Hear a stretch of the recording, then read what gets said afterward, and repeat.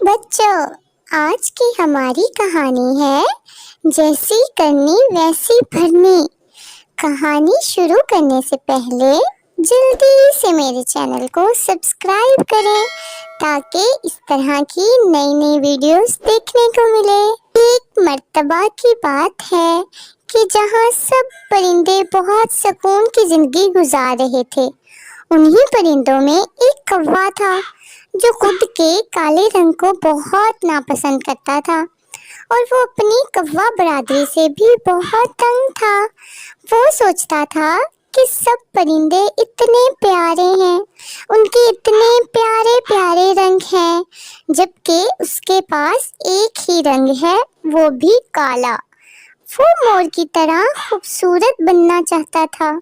جب وہ اپنے دوست کوے سے ملتا اور خود کو خوب کوستا کہ وہ کوا برادری میں کیوں پیدا ہوا، اس کا دوست اسے سمجھاتا کہ جو رنگ ملا ہے اس پر خوش رہو اور خدا کا شکر ادا کرو، لیکن وہ کسی کی بھی بات نہیں سنتا تھا اور لڑ کے چلا جاتا تھا۔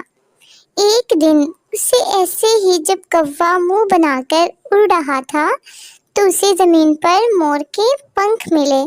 وہ بھاگ کر ان پنکھ کے پاس گیا اور اس نے سارے مور کے پنکھ اٹھا کر اپنی پونچھ کے پیچھے باندھ لیے اور خود کو مور سمجھنے لگا، اور اس نے سوچا کہ اب اسے کووں کی برادری چھوڑ کر موروں کی برادری میں چلے جانا چاہیے۔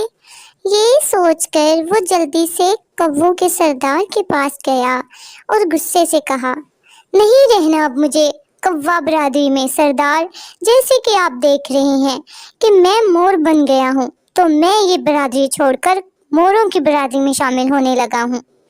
سردار کچھ نہ بولا، بس کوے کو جاتا دیکھتا رہا۔ پھر کوا موروں کے پاس گیا اور انہیں بتایا کہ اب وہ مور بن گیا ہے اور اس کے پیچھے پنکھ لگے ہوئے ہیں۔ موروں نے جب اس کے فضول پنکھ دیکھے تو خوب ہنسے اور انہوں نے سوچا کہ آج اس کا مور بننے کا بھوت سر سے اتار دیتے ہیں۔ موروں نے مل کر کوے کی خوب دھلائی کی۔ کوا جان بچا کر اپنے سردار کے پاس پہنچا اور اس سے بولا، سردار جی، مجھ سے غلطی ہو گئی ہے، میں موروں کے پاس آج کے بعد نہیں جاؤں گا، میں اپنی برادری میں ہی رہوں گا۔ کوے کے سردار کو اس کی اکڑ یاد تھی اور اس نے کوے سے کہا، اگر ایمان چاہتے ہو تو یہاں سے چلے جاؤ، آج کے بعد تمہارا اس برادری سے کوئی تعلق نہیں، تم چاہے جہاں مرضی رہو، اس لیے یہاں سے چلے جاؤ۔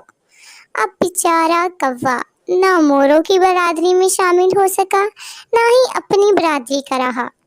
اس لیے کہتے ہیں پیارے بچوں کہ اللہ پاک نے آپ کو جس رنگ اور روپ میں پیدا کیا اور جس برادری میں پیدا کیا، ہمیں اس کا احترام کرنا چاہیے۔